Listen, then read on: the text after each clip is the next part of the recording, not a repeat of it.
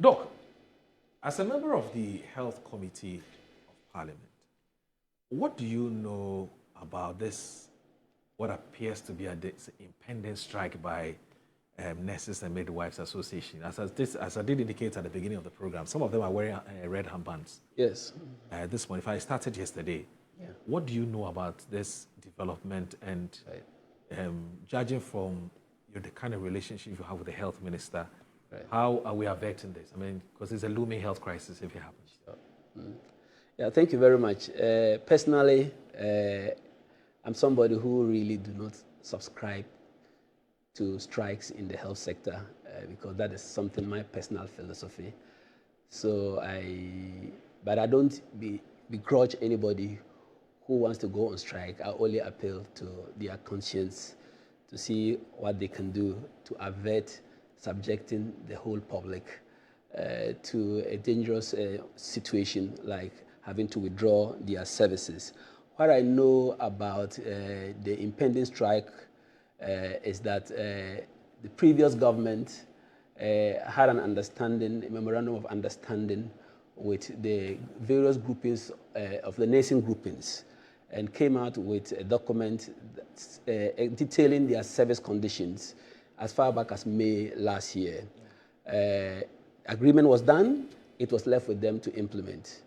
Unfortunately, in the media budget of 2024, there was nothing allocated for it. Because they said there was some kind of a legal challenge to that document.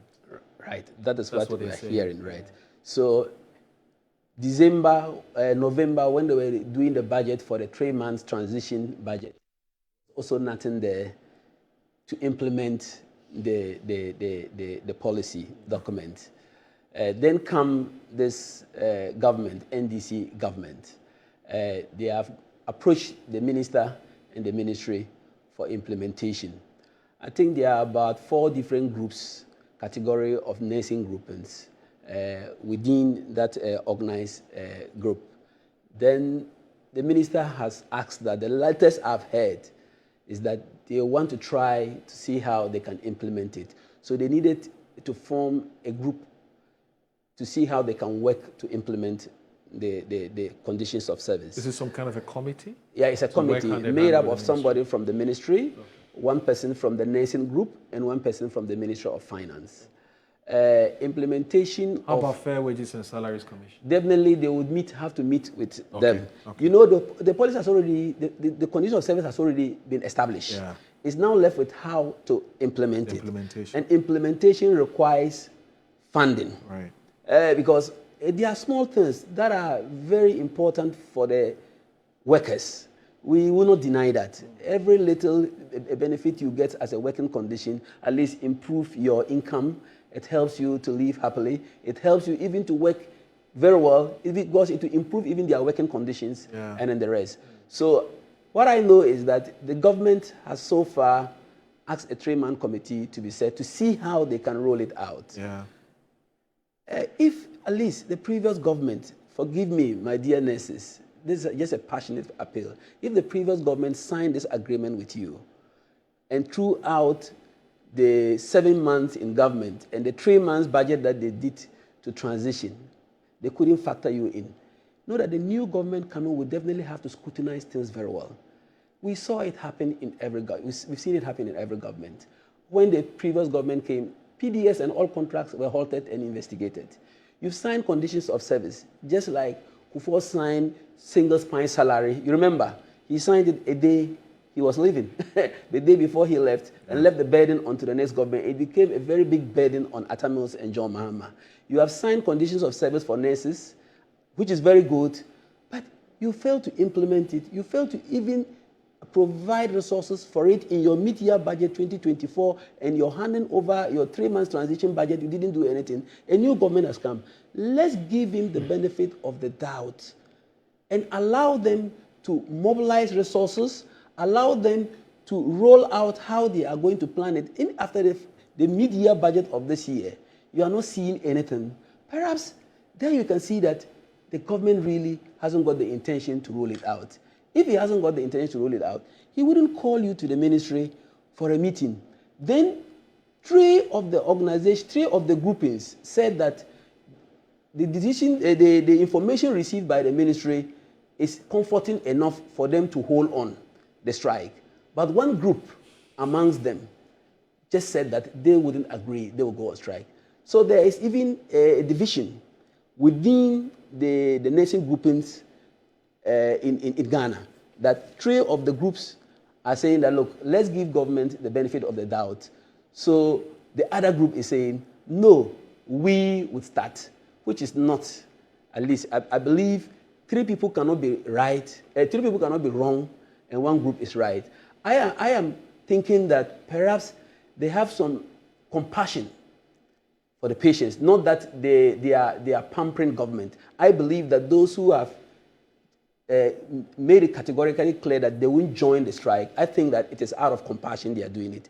Because as a doctor myself, I need good working conditions. And I know nurses also need their working conditions to be met. But let's give the government the time, because he has the will to implement the conditions of service that was signed last year, May. So I beg the Ghana Registered Nurses and Midwives Association and their leader, my very good friend, Perpetua, to temper justice with mercy. That's what I always do for all strikes. Government would find resources. A lot, you see, Jamal, a lot has been dissipated. And we know a lot has been dissipated. We'll recover them. See, some of them will go there. We'll recover them, and when we recover, we'll redirect them. But I also urge on the ministry to expedite whatever action they have, the finance ministry, to ensure that our nurses do not go on a complete strike. The ministry has given some directives, a communique out, asking various hospitals and departments and agencies under them to see how they can work to mitigate the strike in case it fails to satisfy the Ghana Registered Nurses and Midwife Association. That is a group that is currently refusing to bow down and accept to work and allow the process of implementation or the roll-out plan to come out.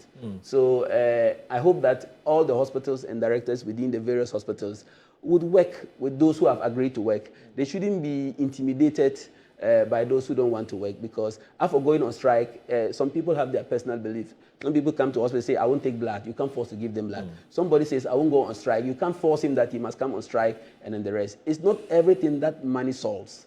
Sometimes you show some amount of compassion, and it pays bigly. It pays big.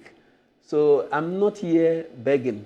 I'm here persuading. Usually that's what I do. Even when MPP was in government, I never supported medical personnel going on strike. Okay. It's just like you are hanging the deaf, you are executing the deaf. It means that you are saying go and die. Can you imagine if doctors had withdrawn during the COVID time that we are going on strike? Can you imagine what would have happened? Or nurses? It wouldn't be good. So that is why I am persuading. I'm not belittling anybody. So that is my understanding of the whole issue. Doc, how difficult would it have been for the minister, the sector minister, who has just taken over, not just but who took over the reins of that particular ministry? And I'm talking about Akando. Yeah. To have, as part of, I mean, obviously there was he was given a handover note. Yes. And I'm sure that included in that handing over notes is this collective agreement which have been signed by this group and the government. Now remember that the nurses, as far as they are concerned, did not sign an agreement with a political party. Yeah. As far as they're concerned, it's the government of Ghana. Right. Okay. Now, you take over your handing over notes. You realize that some group of health workers have a certain MOU, what they call a collective agreement, with the government of Ghana. Yeah. And this is what is contained in it. Yeah. And I'm sure that even in the MOU, there's a roadmap in terms of how it ought to be implemented. Yes. It is true that some persons went to court over the entire process because they felt that something was amiss. Yes. That's fine. In January this year, the court ruled on the matter, Yeah. give a judgment, and so that's been cleared. It's out of the way. Yes. Don't you think that on hindsight, which Yeah. people say is 2020, the minister could have just engaged the leadership of this nurses and said, look, this is what I have inherited. Yes. But please give me 1 day, 2 days, 3 days, 1 week, 2 weeks, whatever. Yeah. I'm looking into the documents legitimately, so as you did, Right. you did say. Yeah. I'm looking into the content of this document, Yeah. and you would hear from me by a certain scheduled period. Right. Don't you think that would have averted? Because you see, they feel nobody is listening to them, nobody cares, nobody has said anything to them. In fact, some of them have even said they've been wanting to meet the health minister, and they are being frustrated. Look, it's I will not have a problem with anybody who says it's political, but this is Ghana. Yeah. You know, so don't you think that could have averted? It could have averted, but Yes. let me assure you that I have information that Okay. the groups have met the minister 5 times. Really? It's not that they have not met the minister. Oh, I see. I They don't have met this him 5 information. times, and the last meeting they had, they agreed on the three-man committee Oh, okay. to roll out the implementation. It's not that the minister hasn't met them. Okay. To be honest with you, conditions of service comes with a budget. Yeah. So, and you know, since the minister have come, since this new government came in, there have been several issues they are investigating, how to find the resources. We know how the economy went. Yeah. The single spine salary structure, if you remember, Atamils came, it had to take time for him to be able to implement because you need to mobilize the resources. The government is not saying that he wouldn't honor it. Okay. Let's just form the three-man committee and see how we can roll it out. That was the last meeting they had. Okay. So if you have this, that is why the other 3 groups said that once the government is now ready to see how we can roll it out, let's put on hold the demonstration or the strike. It's actually 4 groups. Yes, the 4 groups, groups, but one has refused. Yeah. So I think that Okay. we don't want to read other meanings into it. But look, I'm a manager of an institution. And to roll out conditions of service, I must sit with the staff and let them know the pace of the company. Yeah. If I will roll it out and the company will collapse, we'll all go home. Yeah. If I have to roll it, if I have to do it gradual for all of us to be able to benefit from the company and live with it, yes, we have to do it gradual to make sure we don't collapse the company. We all know the status of the economy of the country. I sympathize with them. I'm not in disagreement that they shouldn't, but let's use the roadmap let the three-man committee go and sit down. Let's get the roadmap to see how they are going to implement it. They can decide that, okay, we'll implement this one first. Okay. Next 3 months, we'll add this condition. Following month, we'll add this condition. The following month, or the next year, we'll roll on this one. And gradually, we'll be implementing the policy. So let's get the roadmap established. That's fine. Then we can move from there. Oh, and would you want to have a take on this? There's a pastor known as Doug Howard Mills. Yeah. I don't know whether you've heard of Is him. it Lighthouse Chapel? Lighthouse Chapel, Yes, Lighthouse Chapel. Very respected gentleman who once said that if you say you will build 200 schools, do it. If you say you will make conditions of services or conditions of workers in this country better, do it. You are held to your promise. That's what I'm coming from that angle. You see, it's not about political party like you rightly said. It's not about NDC, MPP. Our health is at stake. Again, the conditions or better conditions of service of workers in that regard, okay, is also at stake. In this case, nurses and midwives. We have over 128,000 of them in this country. And in fact, trust me, they form the backbone of the health institution. He's a doctor, he knows.